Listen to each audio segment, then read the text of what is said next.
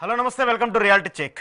నిన్న జరిగినటువంటి కూటమి మొదటి సభ చిలకలూరుపేటలో విజయవంతంగా జరిగింది. దానికి సంబంధించి ప్రధాని మోదీ, పవన్ కళ్యాణ్, చంద్రబాబు నాయుడు బహిరంగ ప్రకటించారు. అయితే ఈ నేపథ్యంలో ఏపీకి సంబంధించి జరగాల్సినటువంటి ప్రయోజనాలు, ప్రత్యేక హోదా, అలాగే విశాఖ స్టీల్ ప్లాంట్కి సంబంధించి అంశాలపైన కూడా ఎక్కడా మాట్లాడలేదు. జగన్మోహన్ రెడ్డిని టార్గెట్ చేస్తూ జగన్మోహన్ రెడ్డిని దించేయాలి అనే నినాదం మీదే మూడు పార్టీ నేతలందరూ మాట్లాడారు. ఏపీ అభివృద్ధి గురించి కూడా ఎక్కడా మాట్లాడలేదు. ఇక మరోవైపు ఏపీ రాజకీయాలు మొత్తం వివేక హత్య కేసు చుట్టూ తిరుగుతున్నాయి. జగన్మోహన్ రెడ్డిని అలాగే అవినాష్ రెడ్డిని టార్గెట్ చేస్తూ ఇటు షర్మిల, సునీతారెడ్డి మాట్లాడుతూ వస్తున్నారు. ఇక మరోవైపు కాంగ్రెస్ నుంచి షర్మిల కడప ఎంపీగా పోటీ చేయాలని చెప్పేసి భావిస్తున్నట్టు తెలుస్తుంది. వివేక హత్యకు సంబంధించి ఎవరైతే అవినాష్ రెడ్డిని అభియోగిస్తున్నారో అవినాష్ రెడ్డిపై పోటీ చేసి గెలవాలని చెప్పేసి కూడా షర్మిల దిశానిర్దేశం చేసినట్టు తెలుస్తుంది. ఈ రోజు రియాలిటీ చెక్ లో ఇదే టాపిక్ గురించి డిస్కస్ చేద్దాం. ఈ రోజు రియాలిటీ చెక్ లో నాతో పాటు పార్టిసిపేట్ చేస్తున్నారు పొలిటికల్ అనలిస్ట్ కేఎస్ ప్రసాద్ గారు. ప్రసాద్ గారు నమస్తే. నమస్తే అండి. సో ఫస్ట్ ఈ షర్మిల ఎపిసోడ్ గురించి మాట్లాడదాము. ఏదైతే మొన్న రేవంత్ రెడ్డి గారు కానివ్వండి, షర్మిల గారు కానివ్వండి, వైజాగ్లో ఏదైతే విశాఖ హక్కు ఆంధ్రులకు హక్కు అనే ఒక నినాదాన్ని తీసుకొని వాళ్ళు అక్కడ ఒక సభ పెట్టారు. దానికి సంబంధించి ఆవిడ ఎక్కువగా జగన్మోహన్ రెడ్డిని దించాలి, వివేక హత్య కేసు గురించి, అవినాష్ రెడ్డిని, ఈ మూడే టార్గెట్గా మాట్లాడుతూ వచ్చారు. కానీ ఎక్కడ ఏపీ డెవలప్మెంట్ గురించి కానివ్వండి, ఏపీకి సంబంధించిన అంశాల గురించి మాట్లాడలేదు. ఎలా చూస్తారు ఆ ఎపిసోడ్ని మీరు? వీళ్ళందరికీ స్క్రిప్ట్ చంద్రబాబు నాయుడుని ఈ భోగోని ఛానల్ నుంచి వెళ్తుందండి. అంటే వాళ్ళకి కొత్త సబ్జెక్ట్ ఏమి ఉండట్లే. ఇప్పుడు ఒక రాష్ట్ర అభివృద్ధి సర్వతోముఖంగా జరిగింది ఏంటి అన్నది వాళ్ళకి బాగా తెలుసు. ఈ 5 సంవత్సరాల జగన్మోహన్ రెడ్డి గారి ప్రభుత్వం ఒక ఇన్వెస్ట్మెంట్ మాడ్యూల్ కానీ, నాడు నేడు స్కూల్స్ త్రూగా కానీ స్టేట్ని ఎలా ఎన్హాన్స్ చేశారో, ఫైనాన్షియల్ ఎబిలిటీ ఎలా క్రియేట్ అయిందో, ఇవన్నిటి మీద వాళ్ళకి పూర్తి అవగాహన ఉంది అన్ని పార్టీలకి. వాళ్ళు ఏంటంటే ఇన్నాళ్ళు బట్టి మనం చేయలేకపోయింది, ఇతనితో అయిపోయింది అన్న బాధతో వస్తున్నారు. అంచేత ఆ విషయాలు ఎక్కడ మాట్లాడకుండా ఒక పర్సనల్ ఎజెండా డిజైన్ చేసేసారు. హూకిల్డ్ బాబాయ్, రాజధాని లేని రాష్ట్రం, ఇవన్నీ అసలు సంబంధం లేని అంశాలు. ఇప్పుడు సుప్రీంకోర్టు పరిధిలో ఉన్న అంశం హూకిల్డ్ బాబాయ్ని పట్టుకుని మన సంపేత మనం ఏడు చేస్తాం. సిబిఐ ఇన్వెస్టిగేషన్ నడుస్తుంది. అది ప్రజలకి ఎలా పోర్ట్రేట్ చేస్తున్నారంటే యాజ్ ఇఫ్ ఇది జగన్మోహన్ రెడ్డి గారు, అవినాష్ రెడ్డి గారు చేసేస్తే వాళ్ళని ఎవడో పరిరక్షిస్తాడని. మళ్ళీ ఎవరో పరిరక్షించి నరేంద్ర మోడీతో వీళ్ళే పొత్తుకుపోయారు. అక్కడ కాంగ్రెస్ ఇండిపెండెంట్గానే ఉంది. సో వీళ్ళందరూ మాట్లాడుతున్న మాటలు ఎలా ఉంటాయి? ఇప్పుడు నిన్న నరేంద్ర మోడీ చూడండి ఆ మీటింగ్లో కంక్లూజన్ రిమార్క్స్ ఏమని ఇచ్చాడు? జగన్మోహన్ రెడ్డిని దించాలి. అది కాదు, వైసీపీ కాంగ్రెస్ తల్లి కాంగ్రెస్, జగన్మోహన్ రెడ్డి కాంగ్రెస్ మనిషి అని చెప్పి డైరెక్ట్ మాట్లాడారు. షర్మిల ఎవరు? వాళ్ళ మనిషి అని. వీళ్ళు ఇన్నాళ్ళు బట్టి చేస్తుందంతా బూడిదలో పోసిన పన్నీరు. ఇక్కడ మీరు రేవంత్ రెడ్డి వెళ్ళి ఇక్కడ డికే శివకుమార్ గారు ఆయన రుణం తీర్చుకుని ఇక్కడ ముఖ్యమంత్రి చేసినట్టు ఈయన అక్కడికి వెళ్ళి అక్కడ ఆవిడ ముఖ్యమంత్రి చేస్తాను దగ్గర. ఈ తపేలాగా లేట్ చేశారు. సునీతమ్మ వాళ్ళ అమ్మగారు సౌభాగ్యమ్మ గారు నిలబడపోతారు తెలుగుదేశం పరంగా. షర్మిలమ్మ ఏమో కడప ఎంపీకి అవినాష్ రెడ్డి గారికి కాంగ్రెస్ తరఫున నిలబడిపోతుంది. ఈవిడేమో వైఎస్ఆర్సీపీ నుంచి అవినాష్ రెడ్డి గారు నిలబడతారన్న త్రిముఖ పోరులో కుటుంబం మధ్యలో తిరుగుతుందేరా. షర్మిలమ్మ ఏం చెప్పిందట సౌభాగ్యమ్మకి, మన ముగ్గురే కొట్టుకుంటే బాగోదు, నువ్వేమో నేను నిలబడుతున్నాను కాబట్టి మన ఇద్దరం ఇలా చేస్తే బాగోదంటే మీ ఇద్దరిని నడిపిస్తుంది చంద్రబాబు నాయుడు కదా వెనకట్ల. అంటే ఇక్కడ సార్ చూడండి, ఒక ఫేస్ సౌభాగ్యమ్మ గారేమో టీడీపీ నుంచి, షర్మిల గారేమో కాంగ్రెస్ నుంచి, అవినాష్ రెడ్డి గారు వైసీపీ నుంచి. అంటే ఇద్దరు పార్టీలు అంటే కాంగ్రెస్ టీడీపీ రెండు ఒకటేనా అక్కడ కంక్లూజన్ ఇచ్చినట్టే కదా ప్రజలకి? ఇచ్చినట్టే. దీనికి కూడా ఇంకోటి ఉంది. ఇప్పుడు ఈ రేవంత్ రెడ్డి గారు ఇన్ని మాటలు మాట్లాడి షర్మిలమ్మ గారిని ముఖ్యమంత్రి చేస్తానన్నప్పుడు ఆవిడ ఎలా ఎంపీ ఎలా నిలబడుతుంది? అంటే బేసిక్ లాజిక్ వాళ్ళకి అక్కర్లే. ఏదైనా సరే ఒక వార్త రాసేయాలి, గబగబ ప్రజల్లోకి వెళ్ళిపోవాలి. అది ఎంపీ నిలబడినాడు చీఫ్ మినిస్టర్ ఎలాగవుతాడు? పోను రేవంత్ రెడ్డి గారి ప్రాణాలు దిగించి చేద్దామన్నా. ఇవాళ రాజశేఖర రెడ్డి గారి కుటుంబం, రాజశేఖర రెడ్డి గారి పేరు లేకపోతే కాంగ్రెస్ ఎత్తిరెళ్ళదని అర్థమైంది. ఎలా మీకు విషయం చెప్తా. ఇక్కడ తెలంగాణలో 10 ఏళ్ల పాటు కాంగ్రెస్ వివక్షకు గురే, అసలు ఎవరో కూడా తెలియని మర్చిపోతున్న టైంలో షర్మిలమ్మ ఎప్పుడైతే పార్టీ విలీనం చేసిందో, రాజశేఖర రెడ్డి గారి పేరు ఎప్పుడైతే వచ్చిందో అక్కడి నుంచి కాంగ్రెస్కి పునర్వైభవం స్టార్ట్ అయింది. ఆంధ్రప్రదేశ్లో కూడా ఇవాళ ఇన్నాళ్ళు నిస్తేజంగా నోటతో పోటీ పడే పరిస్థితి దగ్గర నుంచి అలా మా తులసిరెడ్డి గారు వాళ్ళు 4 ప్రాణాలు దిగించారు, మా రామకృష్ణ యాదవ్ గారు ఇలాంటి వాళ్ళు కష్టపడి దగ్గర ఇవాళ షర్మిలమ్మ రాజశేఖర రెడ్డి గారి పేరు రాగానే ఎక్కడెక్కడ కలుగులు ఎలకల్లాగా అందరూ బయటకు వచ్చిండ్రు ఒకసారి. సో ఎప్పుడైతే షర్మిల గారికి రాజశేఖర రెడ్డి గారు ఆచ్ఛేదన అన్న పదం ఎప్పుడైతే వినబడుతుందో ఆ పార్టీ శ్రేణులు సమాయత్తం అవడానికి ముందుకు వస్తారు. క్యాడర్ యాక్టివ్ అయింది అని అనుకుంటున్నారు. దానికి తీసుకొచ్చి 4 కూర్చోబెట్టారు. మొన్న మీటింగ్ పెట్టి రేవంత్ రెడ్డి గారు 4 ప్రవచనాలు చెప్పారు. తెలంగాణలో ఉన్నంత కాంగ్రెస్ వైభవం ఇక్కడ ఉన్నట్టుగా మాట్లాడుతూ. సో ఇక్కడ మీకు ఓవరాల్ ప్రాసెస్లో రాజశేఖర రెడ్డి గారి vibrations are still alive. ANR lives లాగా Rajasekhara Reddy is lives forever అన్నది వాస్తవం. అంటూ రాజశేఖర రెడ్డి గారి ఆచ్ఛేదన నాకు కావాలో మా చెల్లికి కావాలో తేల్చుకోమని చెప్పి ప్రజలకే వదిలేసిన జగన్మోహన్ రెడ్డి గారు స్వయం ప్రతిపత్తి ఆయన ఒక పార్టీ పెట్టుకుని ఆ పార్టీ పరంగా ఆయన ముందుకు వెళ్తాడు తండ్రి ఆశీస్సులతో. ఎందుకు? తండ్రి ఆశయ సాధన కోసం. ఇది ఎవరూ గమనించట్లే. కానీ షర్మిల చేసిన కామెంట్ రాజశేఖర్ రెడ్డి ఆశయాన్నే చంపేస్తున్న పరిస్థితి. రక్తపు కోటతో వైసీపీ పునాదులు నిర్మించారు. ఇప్పుడు ఇవన్నీ కోటతో నిర్మించారు లేదు, అది కాంగ్రెస్ అమ్మ. ఇప్పుడు నేను ఎప్పుడైతే సభలో కిరణ్ కుమార్ రెడ్డి లాంటి ఎప్పుడైతే బీజేపీ పరంగా కాంగ్రెస్ ద్రోహి అతను చెప్పాలంటే రాష్ట్రాన్ని నెట్టనులో మోసం చేసిన మొదటి వ్యక్తి ఎవడంటే కిరణ్ కుమార్ రెడ్డి. మనం అందరికీ అబద్ధాలు చెప్పి లాస్ట్ బాల్ 6 అని చెప్పి రాష్ట్రం నీకు 2 విషయాలు చెప్తాయి. ఇక్కడ తెలంగాణకి కాంగ్రెస్ పరంగా రాష్ట్రం రావచ్చు, వాళ్ళకి ఇష్టమే అది. బట్ ఆంధ్రప్రదేశ్ రాష్ట్రం విభజన కోరుకోలే, సముచిత న్యాయం కూడా చేయని కాంగ్రెస్ పట్ల వాళ్ళకి ఏ విధమైన భావం లేదు, ఏ భావం తప్ప. అలాంటి పరిస్థితుల్లో కాంగ్రెస్ సర్వైవ్ అవుతుంది షర్మిల గారితో అన్నది భ్రమ. ఓకే, కేవలం రాజశేఖర రెడ్డి గారి పేరుని considerations are totally different. Rajasekhara Reddy గారు అమ్మాయికి గౌరవం వచ్చేమో కానీ కాంగ్రెస్ పరంగా రాష్ట్రం చేసిన వివక్షకి ఇవాళ భూస్థాపితం చేయబడి ఉన్న కాంగ్రెస్ పునరుత్తేజం తెచ్చుకుంటుంది అన్నది ఒక భ్రమ. దానికి ఈవిడ ఎంపీ నిలబడుతుందో లేకపోతే వాళ్ళ కుటుంబం మీద ఈవిడ పోరాడుతుందో, ఇవి ఒక సోషల్ మీడియా అండ్ పర్టికులర్గా కొన్ని భౌగోళీ ఛానల్ ఇస్తున్న ప్రొవకేషన్స్. సార్ నేను ఇది నాకు ఖండిస్తాను సార్. ఎందుకంటే వాళ్ళు చెప్పినవి 99% అవే రిప్లికేట్ అవుతున్నాయి. సీట్స్ విషయంలో కానివ్వండి, జనసేనతో పొత్తు విషయంలో కానివ్వండి. ఏదైతే ఫస్ట్ వాళ్ళు రివీల్ చేస్తుందంటే అంటే ఒక పార్టీని కన్సిడరేషన్ కంటే ఒక పార్టీని నడిపిస్తున్నట్టుగా అనిపిస్తుంది నాకు. మీకు లాజిక్ ఇక్కడ మీరు మర్చిపోతున్నారు. ఇప్పుడు సాధారణంగా కొన్ని పార్టీలు వాళ్ళకి అనుగుణంగా వాళ్ళు పొత్తులు పెట్టుకోవడం అని జరుగుతాయి. కానీ ఇక్కడ వెనకాల ఒక డిజైన్డ్ ప్రోగ్రామ్ నడుస్తుంది, బీజేపీ డిజైన్ చేసిన ప్రోగ్రామ్. ఇవాళ మీరు నిన్న మీరు సభ చూసిన తర్వాత మీకు 2 విషయాలు అర్థం అవ్వాలి. వీళ్ళు చెప్తున్న అబద్ధాలు, ఇది పార్టీ పొత్తులు కాదు, విలీనానికి దారులు తెలిపారు. లేదంటే బలవంత బ్రాహ్మణత్వంతో వచ్చిన నరేంద్ర మోడీ మీరు నిజంగా గమనిస్తే ఏంటి కరెంట్ లేదా? కాదండి, కరెంట్ లేదని ఈ పకోడీగా రాశాడు కదా, మరి లైవ్ స్ట్రీమ్ ఎందుకు వస్తుంది సార్? మైకిల్ పంచ్ అయిపోవడం అనేది వాళ్ళు తప్పదు. యాక్చువల్లీ అక్కడ జరిగింది ఏంటంటే జనాలందరూ కొంచెం గుమిగూడి ముందుకు వస్తుంటే దానివల్ల డిస్టర్బ్ అయింది. మీకు అలా ఇంగ్లాండ్ క్రికెట్ గ్లాస్ స్మాల్ అని 2 వాడు తెలుసా? అలాంటి కెమెరామెన్ నోడ పంపించారు, ఎందుకంటే ఆడ ఒకటే లైవ్ స్ట్రీమ్ ఇస్తాడు, మిగిలిన అందరూ తీసుకుని వేసుకుంటున్నారు. మీరు గమనించారు? ఆడ కెమెరా పైకెత్తదు, పైకెత్తి వెనకాల లేట్ అవుతుందో తెలుస్తుంది. ఇక్కడ నిన్న పొలంలో మాట అన్నాడు, మీరు సభలో గ్యాప్ అందరూ ఇటు ఎందుకుంటారు, ఇటు రెండు ఇదంతా ఖాళీగా ఉంది అన్నాడు. అంటే వాస్తవం ఏంటి, ఇటుపక్క ఖాళీగానే ఉంది. కానీ 35 నుంచి 40% మధ్యలో ఉన్న తెలుగుదేశం స్వతంత్రంగా తరలి వచ్చారు. పవన్ కళ్యాణ్కి రెస్పాన్స్ ఉందో లేదో నిన్నే సభలో చూడండి. చంద్రబాబు నాయుడు, పవన్ కళ్యాణ్ ఎంతమంది కలిసి నరేంద్ర మోడీకి ఒక సాల్వ కాపలేపారు, ఓ బొకే లేపారు. తర్వాత వాళ్ళ శనక్కాయలు ఎవరైనా వీళ్ళందరినీ పేర్లు పిలిచి వాళ్ళమ్మలారు వెళ్ళి మీరు బొకేలు ఇవ్వండి అని అంత చక్కగా చెప్పిన మాధవమ్మ చెప్తే ఈ ఊరు తల్లోనూ పువ్వు తీసి ఇచ్చినట్టు కొన్నారు నరేంద్ర మోడీకి. ఒక పువ్వు ఇచ్చారు సార్, చూడండి మీరు. తర్వాత వీళ్ళకి ఏంటి తీసుమార్కాలలో వీళ్ళిద్దరు స్టేజ్ మీద కూర్చొని పోయిన ఆయన నరేంద్ర మోడీ వచ్చేలోపు ఏమైనా సభలో మాట్లాడేశారంటే దేనికి కూర్చున్నట్టు వీళ్ళు నరేంద్ర మోడీని ఎదుర్కోలేరు. ఆ బుడపిల్లని ఎందుకు పంపించారు అక్కడికి? లోకేష్ ప్రాధాన్యత సార్, ఆయన పార్టీని లీడ్ చేయబోయే వ్యక్తి సార్. టీడీపీ పార్టీని 40% ఉన్న పార్టీని పార్టీ ఉంటే విలీనవే సరే. నేను సభ తర్వాత విలీనవే అది. తర్వాత ఇంకోటి ఏంటంటే రాజశేఖర రెడ్డి గారి ఆశయాన్ని కళని మాత్రం సాకారం చేసిండు చంద్రబాబు నాయుడు. నవ్వితే ఆరోగ్యం బాగుంటుంది అన్నందుకు ఏదో కేసుల నుంచి రిలీఫ్ వచ్చినట్టుగా ఫీల్ అయిపోతుంది సార్. కానీ అక్కడ ఆ వ్యూ చూసారు సార్, చంద్రబాబు నాయుడు గారు ఆ రకంగా అంత ప్రేమ అంత వాత్సల్యంతో మోదీ గారి మీద చూపించి నిజంగానే ఈ పొత్తులో గెలిచే సిచ్యువేషనా, లేదంటే ఆయన పక్కన కూర్చున్నాడు ఇంకా నాకు ఒక ధైర్యం వచ్చిందన్న ఒక ఇంప్రెషనా? సిగ్గుతో చచ్చి కూర్చున్నాడు పక్కన. అసలు సాధారణంగా అలా చూడండి, ఆడి సింబల్ ఎరగొట్టి ఓ దాంట్లో సైకిల్, ఓ దాంట్లో గ్లాస్ పెట్టారు, మధ్యలో కలుపు అని. తర్వాత ఏడా మనం చెప్పిన ఛానల్ మన దగ్గరే మాట్లాడింది, అది సైకిల్ని మధ్యకి తెచ్చేసారు. మీరే చెప్పారు అది. ఇది గమనించారా? 3వ పాయింట్ మీరు ఒకటి చాలా సెన్సిబుల్ ఇష్యూ. ఇక్కడ నేను న్యాయంగా అయితే నరేంద్ర మోడీకి మధ్యలోకి వచ్చేటి ఇటుపక్క పవన్ కళ్యాణ్, ఇటుపక్క ఆయన అనాలి కదా. చంద్రబాబు కూర్చోవాలి. ఇక్కడ తెలంగాణ సభలో బీసీ సభకు వచ్చి మేరా పీచే పవనే అన్నాడు. మరి నేను ఏంటి ఒక్క మాట అంటే నేను అదే అడుగుతాను నెక్స్ట్ క్వశ్చన్. నిన్న పవన్ కళ్యాణ్ అసలు కన్సిడరేషన్ ఇవ్వలేదు సార్. పవన్ కళ్యాణ్ ఎవరికి కన్సిడరేషన్ ఇవ్వలే. పైపెచ్చు వీళ్ళిద్దరూ బాధ్యత పడక్కర్లే. వాళ్ళకి చెట్లు పొట్లు ఎక్కి అక్కడ స్తంభాలు ఎక్కిన వాళ్ళని ఎరా బాబు జగన్ అని చెప్పాలి కదా. నరేంద్ర మోడీ గారికి ఆంధ్రప్రదేశ్ ప్రజల మీద ఉన్న కన్సర్న్ వీళ్ళిద్దరికి లేదు. వీళ్ళట అధికారం పనిచేసుకున్నట అధికారం ఎలగబెట్టేస్తారట. అప్పుడు పవన్ కళ్యాణ్ గారు మాట్లాడుతుంటే కళ్ళు కనబడవా? సత్వరం కలజోడు కదా పెట్టుకోవాలి కదా. నీకు కనబడదు, సత్వరం కలజోడు పెట్టుకొని చూడాలి కదా అక్కడ ఎవరు ఏం గెత్తున్నాడు. దానికి ఆ నరేంద్ర మోడీ గారు ఆ క్రైజల్ గ్లాసెస్ల నుంచి చూసి వచ్చి బాబు జగన్ అని చెప్పాడు. అది బాధ్యత. ఇద్దరు బాధ్యత లేని వాళ్ళతో వెనకాతల కిరణ్ కుమార్ రెడ్డిని కూర్చోబెట్టుకుని మేము సచ్చినానమ్మా. అంటే ఎక్కడి నుంచి భరోసా వస్తుంది? మోడీ భరోసా, అబ్కి బార్ మోడీ భరోసా అని దేశం అంతా తిరుగుతుంది. ఆయన మేము మాకు భరోసా వెనకాతలో ఉన్న క్యాండిడేట్ల మీద లేదు. చంద్రబాబు నాయుడు నమ్మం. ఎందుకంటే నిన్నటిదాకా నీ గురించి మాట్లాడింది ఏంటి? నరేంద్ర మోడీని ఉద్దేశించి టెర్రరిస్ట్ అన్నాడు. రాష్ట్రానికి ద్రోహం చేసినాడు అన్నాడు. ఏం చేసినావు రాష్ట్రానికి అని అడిగినావు.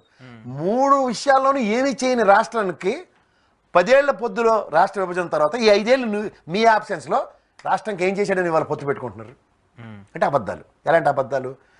గిరిజన యూనివర్సిటీ కానీ ఎడ్యుకేషన్ ఇన్స్టిట్యూట్స్ ఐఎంస్ ఏవో పెట్టారని చెప్తున్నారు చూడండి. అవన్నీ అద్దె భవనాల్లో. వాళ్ళు అప్పుడు డయాలసిస్ సెంటర్లు పెట్టారు చూడండి. పవన్ కళ్యాణ్ చెప్తే ప్రభావితం అయిపోయింది తెలుగుదేశం అద్దె కంపల్లో. ఇవాళ శాశ్వత ప్రయోజనాలు శాశ్వత పరిష్కారాలు ఇస్తున్న జగన్మోహన్ రెడ్డి కావాలనుకుంటారా, వీళ్ళు కావాలనుకుంటారా? నిన్న సార్ ఇంకొకటి, నిన్న మీరు చూసారో లేదు, మీరు అబ్జర్వ్ చేసి ఉంటారు కదా, అక్కడ యాక్టివిటీ మొత్తం సుజనా చౌదరి, బీజేపీ మన రఘురామకృష్ణరాజు, వీళ్ళందరూ యాక్టివిటీకి ఎక్కువ కనిపిస్తుంది. నాకు టీడీపీ లేదు, జనసేనకు సంబంధించిన నేతల యాక్టివిటీ ఎక్కడ కనిపించలేదు కూడా. ఎవరున్నారు? పొలారావు ఎడితే పెట్టాడు అక్కడ చూసారు కదా. పుల్లారావు జనరేటర్లు కూడా అరేంజ్ చేసుకోలేరు. మైక్ అరేంజ్ చేయలేని వాళ్ళు పట్టుకుని సభలు పెట్టుకుంటే ఏం లాభం ఉండదు. అనువుగా దొరికారు కాబట్టి కరెంటు కోతలట. ఏంటి ఏదైనా ఇల్లు ఏంటండి మీటర్ పెట్టి కరెంట్ తీసారని చెప్పడానికి? అది ఒక గ్రౌండ్లో ఒక 100 ఎకరాలు 200 ఎకరాల్లో పెట్టుకున్న సభకి అది ఎవడైనా సరే జనరేటర్ పెట్టుకుంటారు. జనరేటర్లతో సభలు నిర్వర్తిస్తారు. ఎవరు చెప్తారండి కబుర్లు? సో ఇప్పుడు ఏంటి ఈ షర్మిల ఇష్యూ ఏంటి? ఈ ఎపిసోడ్ ఆమె కంటెస్ట్ చేస్తుందా లేదంటే ఇవి కూడా మరి ఎంపీగా నిలబడితే మరి మీ చీఫ్ మినిస్టర్ ఎలాగొద్దు? మరి రేవంత్ రెడ్డి చెప్పాలి రెండు. ఆయన చెప్పిన ప్రకారం రాష్ట్రంలో కాంగ్రెస్ అధికారులను తీసుకొచ్చి షర్మిలమ్మ ముఖ్యమంత్రి అన్నాడు. ఎందుకంటే మా డీకే శివకుమార్ సార్ ఇక్కడ రేవంత్ రెడ్డి సార్ని ఎలా అయితే ముఖ్యమంత్రి చేశారు, సేమ్ ఇదే పిసిసి అధ్యక్షుడిగా ఆంధ్ర వెళ్ళాడు, చెప్పిండు, బాగానే ఉంది. మరి అమ్మ ఎంపీ నిలబడితే ఎలాగొద్దు? పిసిసి అధ్యక్షుడు అంటే జనరల్ గా ఎమ్మెల్యేగా కంటెస్ట్ చేస్తారు. ఇప్పుడు ఇక్కడ రేవంత్ రెడ్డి అయినా అక్కడ డీకే శివకుమార్ ఆయన కూడా ఎంపీ రాజీనామా చేసి కదా ఎమ్మెల్యే కంటెస్ట్ చేశారు. ఇప్పుడు సీఎం. సో అదే కాన్సిడరేషన్ లో ఇక్కడ కూడా ఎమ్మెల్యేగా పోటీ చేయాలి, కానీ ఎంపీగా. ఇదేమన్నా స్పెక్యులేషనా, ఒక మీడియా ఆడిస్తున్న డ్రామానా, లేకపోతే ఇది కూడా ఒక వ్యూ? మీడియా అండి మొత్తం అంతా కథా స్క్రీన్ పై దర్శకత్వం శ్రీకృష్ణారెడ్డి గారి లాగా అంతా ఏబిఎన్ఏ. అక్కడ నుంచే స్క్రిప్ట్లు, టికెట్లు అమ్ముకోవడం దగ్గర నుంచి అన్ని వాళ్ళని నడిపిస్తుంది వెనకాల బీజేపీ. ఇది తెలుగుదేశం మాలోకాలకి ఎప్పుడు అర్థం అవుతుందో రాష్ట్రం పార్టీ విలీనం అయిపోయేదాకా వాళ్ళకి నమ్మకం కుదరదు. అంటే చూడండి, పవన్ కళ్యాణ్కి ఎన్ని సీట్లు ఇస్తారు ఈ టాగునితో నుంచి మొదలై అది నిజంగా కంక్లూజన్ రిమార్క్స్లో అదే ఖాయం అవుతుంది, అదే కన్ఫర్మ్ అయిపోతుంది కూడా. బీజేపీకి ఎన్ని ఇస్తారో ముందే వాళ్ళు రాసేస్తున్నారు, జనసేనకి ఎన్ని ఇస్తున్నారో ముందే వాళ్ళు రాసేస్తున్నారు, పవర్ షేరింగ్ ఎవరికి ఇవ్వాలో కూడా ముందే రాసేస్తున్నారు. అంటే ఒక డ్రైవర్ మీరు చెప్తున్నప్పుడు వాళ్ళని బీజేపీ నడిపిస్తుంది, వీళ్ళు టీడీపీని నడిపిస్తున్నారు. ఈ సైకిల్ నడుస్తూ ఉంది ఏపీలో. ఈ సైకిల్ ఎప్పటికీ పూర్తి అవ్వదు. మనం ఎక్కడైనా మధ్యలో ఎక్కినా సరే ఇంకా అక్కడికి వస్తుంది అనుకుని ఎదురు చూడమే. తెలుగుదేశం వాళ్ళు అదే పని చేస్తున్నారు, ఎదురు చూపుల్లోనే కాలక్షేపం చేస్తున్నారు. వాస్తవాన్ని ఎప్పుడైతే గ్రహిస్తారో అప్పుడు వాస్తవానికి దగ్గరగా ఉంటారు. సరే, ఇప్పుడు నిన్న సభ చూశారు, నిన్న మోదీ ఏదో మాట్లాడారు, ఎక్కడెక్కడ డెవలప్మెంట్కి తప్పితే నాకు జగన్మోహన్ రెడ్డిని అవుతీ జగన్మోహన్ రెడ్డి అవినీతి చేశారు, జగన్మోహన్ రెడ్డి కాంగ్రెస్ బీ టీం అది ఇది అన్నారు. ఎక్కడ సార్ ఏపీకి సంబంధించిన ఇష్యూస్ ఎక్కడ మాట్లాడారు సార్? సార్ ఆయన ఈ రోజు దాకా ఎలక్షన్ క్యాంపెయిన్లో వెళ్ళిన ఏ రాష్ట్రంలోనైనా 15,000 కోట్లు తక్కువ కాకుండా అనౌన్స్ చేసుకుంటూ వస్తుంది నరేంద్ర మోడీ. మన ఆంధ్రప్రదేశ్కి ₹1 అనౌన్స్ చేసిన పాపన పోలే. వీళ్ళిద్దరూ ఏడు చేస్తున్నారు సార్ అక్కడ? ఇద్దరు తెంగరబుచ్చుల్లా కూర్చున్నారు కదా. రాష్ట్రానికి ఇది చేస్తారని మేము పొత్తుకెళ్ళాం, లేకపోతే ఇది చేయబోతున్నాం, నరేంద్ర మోడీ 400 సీట్లు ఇస్తున్నాం, అందుకని ఇవన్నీ మన రాష్ట్రాలకి ఈ విధంగా చేస్తారని చెప్తారా? సేమ్ ఆవేశంలాగా పవన్ కళ్యాణ్ కంటే వేరే పనిపాటు ఉండదు. ఆనాటి ప్రభుత్వాన్ని ఈనాటి ప్రభుత్వాన్ని తిట్టు అని బీజేపీ రోడ్ మ్యాప్ ఇస్తే అదే పనిలో ఉన్నాడు. ఆయన పక్క తీసిండే. ఈ చంద్రబాబు నాయుడికి సెట్టికి ఏళ్ళు వచ్చినట్టు ఎంత 74 ఏళ్ళు వచ్చినాయి, 45 ఏళ్ళు పార్టీ ప్రస్థానం, 45 ఏళ్ళు పైసీలకి ఎమ్మెల్యే, 14 సంవత్సరాలు ముఖ్యమంత్రి. రాష్ట్రాన్ని పరిరక్షించేస్తాం, సంపద సృష్టిస్తామని మైకిల్ జాక్సన్లో చెప్తుండే కదా ఆయన. రాష్ట్ర ప్రయోజనాలు ఏ విధంగా కేంద్ర ప్రభుత్వం నుంచి పరిరక్షించబడతాయి చెప్పానండి. నిన్నకాక మొన్నే కదండి సదరన్ స్టేట్ చీఫ్ మినిస్టర్స్ అందరూ ఇంత రాష్ట్రానికి వివక్ష జరుగుతుందని, ఇంక్లూడింగ్ మన ముఖ్యమంత్రి జగన్మోహన్ రెడ్డి కూడా 64,000 కోట్లు మాకు రాష్ట్రానికి రావాల్సిన నిధులు ఇవ్వట్లేదని చెప్పి మాట్లాడుతున్నప్పుడు వాళ్ళకి అప్పుడు తెలీదా? నీకు నాకు తెలియకపోవచ్చు, ఆయనకి తెలీదా? 14 ఏళ్ళు ముఖ్యమంత్రి చేసిన వ్యక్తికి రాష్ట్ర ప్రయోజనాలు ఏ విధంగా కేంద్ర ప్రభుత్వం నుంచి వస్తాయో అప్పటి తెలీదా? ఒక క్వశ్చన్ కూడా రాలేదు అక్కడ. ఏం రాదు. భజన భజన భజన అని అలా సినిమాలు అంటారు చూడండి, అదే భజన చేసుకుంటూ. అంటే దాసరి తప్పులు దండంతో సరే అన్నట్టు వీడు చేసిన ఇన్నాళ్ళు బట్టి చేసిన దాష్టికాలన్నీ ఆయన ఆడిన మాట ఆడకుండా ఆడినరు నరేంద్ర మోడీని. ఇవాళ అట్లన్నిటికీ దేహీ అని కాళ్ళు పెట్టుకోవడమే తక్కువ. 3 సార్లు దండాలు పెడతాను డింగిటికో అని. అసలు విపరీతమైన ఆనందం. అలా కోతి దండాలు పెడతారు చూడండి, సర్కస్లో ఉన్నట్లు రోడ్డు వీధి గల్లీలో తీసుకొచ్చినప్పుడు ఇలాగంటూ దండలేటు అన్నట్టు. అలా ఇది ఎక్కడండి? ఇది నాకు అర్థం కాదు. నిన్న ఇంకో మాట కూడా ఉన్నారు సార్ మీరు, అమరావతి అనే రాజధానిని మళ్ళీ మేము పునర్నిర్మిస్తాం ఎన్డీఏ మళ్ళీ అధికారంలోకి వస్తే. జగన్మోహన్ రెడ్డి గారేమో అక్కడ రాజధాని నేను అక్కడే కడతాను, నేను ప్రమాణ స్వీకారం కూడా అక్కడే చేస్తాను అన్నారు. సార్ మీకు మళ్ళీ నేను చెప్తున్నా, ఒక ముఖ్యమంత్రి ఎక్కడైనా అమరావతిలో ప్రమాణ స్వీకారం చేసేట మొదటిసారి విజయవాడలో ప్రమాణ స్వీకారం చేసిండు. ముఖ్యమంత్రి ప్రమాణ స్వీకారం ఎక్కడైనా చేయొచ్చు సార్. ఏం రూల్ ఉందా రాజధానిలోనే చేయాలని? రాజధాని అని కాకుండా విశాఖపట్నం. రెండోది, ఆయన ఒక డెవలప్మెంట్ మాడ్యూల్లో క్యాపిటల్ అని చెప్పలే కదా, సెక్రటరీ బిల్డింగ్ ఆడ పెడతారు. ఏముంది ఇక్కడ అద్దె భవనాల్లో వాళ్ళు అద్దెలు కట్టుకుని తిరుగుతున్నారు కదా. అక్కడ స్టేట్ గవర్నమెంట్ అద్దెలు కడుతుంది తెలుసా మీకు? శని ఆదివారాలు సెలవులు ఇచ్చి అద్దెలు కట్టి ఎక్కడైతేనేటి ఈ టర్మ్ రిటైర్ అయిపోయిన తర్వాత ఇంకంత సెక్రటరీ మూసేసుకోవడమే, ఇంకా కొత్త రిక్రూట్మెంట్లు ఏం లేవు. అక్కడికి వెళ్ళిపోతే మొత్తం వైజాగ్ షిఫ్ట్ అయిపోతాయి. అప్పుడు ఆబ్వియస్గా షిఫ్ట్ అవుతాయి. ముఖ్యమంత్రి ఎక్కడ మరి అక్కడ మిలియన్ టవర్స్ 2 కట్టారు అక్కడ. సో ఇప్పుడు ఏం సార్, ఇప్పుడు మీరు విలీనం మాట పట్టుకుంటున్నారు, విలీనం నిజంగా చేస్తారా లేదంటే ఏం డౌటా మీకు? ఎందుకు సార్ అంత స్టాండర్డ్ గల పార్టీని 0.8% ఉన్న ఒక పార్టీతో ఒక విలీనం చేసే కన్సిడరేషన్ ఉంటుందా? ఏపీ ప్రజలు యాక్సెప్ట్ చేస్తారా? కాదండి, మీరు చాలా బాగా చెప్పారు. అంత పర్సంటేజ్ ఉన్న పార్టీ 0.84 పార్టీ కోసం ఢిల్లీ పోయి పొత్తు మాకు ఇవ్వండి, పొత్తులోకి రండి నీళ్ళు అడిగారా? అందులోకి మమ్మల్ని చేర్చుకోండి నీళ్ళు బతిమాలేరు.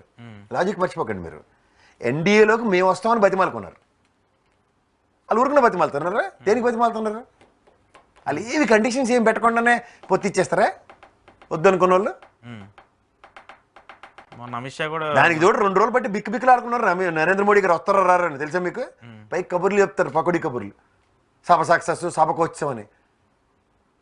నిన్న సభతో అయితే వాళ్ళు బాగా కొంచెం యాక్టివ్ అయితే అయి ఉంటారు. ఆ జనాలను చూసి కొంచెం ఇంప్రెషన్ ఉంటుంది కదా సార్.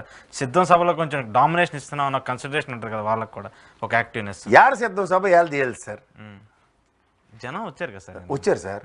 ఎప్పటిదాకా వచ్చారు? ఎప్పుడు రావాలి? 4ంటికి వచ్చి కూర్చోవాలంటారా? మరి రావాలి కదా. ఓ పక్క పవన్ కళ్యాణ్, మనకి ఇప్పుడు ఎయిర్ షోలు నడుస్తుంటే తెలుసా మీకు? తెలుసు కదా బేగంపేట ఎయిర్పోర్ట్లో. అలాగే నిన్న హెలికాప్టర్ షో నడిచింది అక్కడ. దానికోసం జనాలు వచ్చి ఉంటారు అంతే కదా. ఆ చిలకలూరుపేటకి 6-8 హెలికాప్టర్లు ఎందుకు వస్తాయి? ఒకసారి 6-5 వచ్చినట్టున్నాయి. 4-5 వచ్చినాయి. నిన్న లోకేష్ ఎందుకు మాట్లాడలేదు సార్? Thanks sir. ఆ లోకేష్ బాలకృష్ణ మాట్లాడకపోతే చంద్రబాబు నాయుడు మనశ్శాంతి కొన్నాడు. ఆ బాలకృష్ణ గారు హిందీ మాట్లాడి ప్రాణాలు తినిచ్చాడు అనుకోండి, లేని ఫోన్ బాధ. సార్ నాకు అర్థం కాని ఇష్యూ ఏంటంటే, ఇప్పుడు ఈ పవన్ కళ్యాణ్ గారి ఇంట్రెస్ట్ ఉన్న ప్రతి సభలో కూడా ఎక్కడ లోకేష్ కన్సిడరేషన్ కనపట్లేదు. అదే ఆయన అలక. అది ఇక్కడ అమాయకంగా పడి ఉన్నారు. రాబిన్ శర్మ గారిని గుమ్మేస్తుండే వచ్చి ఆ ఫ్రస్ట్రేషన్ అంతా. అంతకన్నా ఏం లేదు. ఏముందండి అలా ఒరండి వాళ్ళకి. వీళ్ళకి ఇంట్లో చూడండి, పలానోళ్ళ తాలూకా అని చెప్పి పేర్లు ప్రఖ్యాతలు వచ్చినట్టు వీళ్ళకి లోకేష్ కాబట్టి వాళ్ళు ఇచ్చారు జాతీయ జనరల్ సెక్రటరీ. వాళ్ళకాడు వసిన పర్వతం. సార్ లోపల క్యాడర్ అయితే వాళ్ళు అడ్జస్ట్ అవ్వాలి కదా. ఏం చేస్తారు? పైన నేతలు అడ్జస్ట్ అవ్వకపోయినప్పుడు క్యాడర్ ఎట్లా అడ్జస్ట్ అవుతారు? ఇప్పుడు మీ ఇంట్లో బాబు ఉన్నాడు అనుకోండి సార్, ఒకసారి ఆఫీస్ తీసిరండి, మీ స్టాఫ్ అందరూ తెగముద్దు చేసేస్తారు. రోజు తీసిరండి. సో అంతే అంతే. తినక యాప చేయలేకపోతే గారిలే చేయదన్నట్టు రోజు నెత్తెక్కేసి ఏటి తెలియకుండా అన్ని చెప్పేస్తుంటే ఆవిడ ఊరుకుంటారు సార్. సో యూజ్ ఉండదు అంటారు ఇక్కడ క్యాడర్ వల్ల. ఆల్రెడీ ఏటి తెలియపోయిన ఇన్నాళ్ళు నెట్టుకొచ్చాను. సోమిరెడ్డి లేటువంటి భరించి ఇసిగెత్తిపోయింది తెలుగుదేశంకి. నువ్వు కూడానా అన్న ప్రశ్న వచ్చింది అనుకోండి. సో నాకైతే నిన్న ఒకటి క్లారిటీ వచ్చింది సార్. ఇప్పుడు ఈ టీడీపీ బ్యాచ్ మొత్తం బీజేపీలోకి వెళ్ళినట్టు వాళ్ళందరూ టికెట్లు కూడా కన్ఫర్మ్ చేసినట్టు. నిన్న స్టేజ్ మీద ఉన్నారంటే కన్ఫర్మ్ అయినట్టే కదా మరి. స్టేజ్ మీద ఉన్నారా? వాళ్ళ అధ్యక్షురాలకే మేక ఇవ్వలేదు సార్, ట్రాన్స్లేషన్ చేసుకుని కూర్చుంది. మీరు వీళ్ళట మెచ్చి మేకతో లేచి సార్. సుజనా చౌదరి గారు, ఇప్పుడు రఘురామకృష్ణరాజు, సీఎం రమేష్ వీళ్ళందరూ ఉన్నారు కదా బ్యాక్ సైడ్ లో. సార్ వాళ్ళ జీవితంలో రఘురామకృష్ణరాజుని ఒక్కసారి పక్క తీస్తే ఈ సుజనా చౌదరి, సీఎం రమేష్ జీవితంలో కౌన్సిలర్ నిలబడి డిపాజిట్లు వస్తేమో సరే గుండెల మీద చేసుకుని చెప్పండి. వాళ్ళు వేమిరెడ్డి గారిని జాయిన్ చేసుకున్నట్టే ఉంటుంది.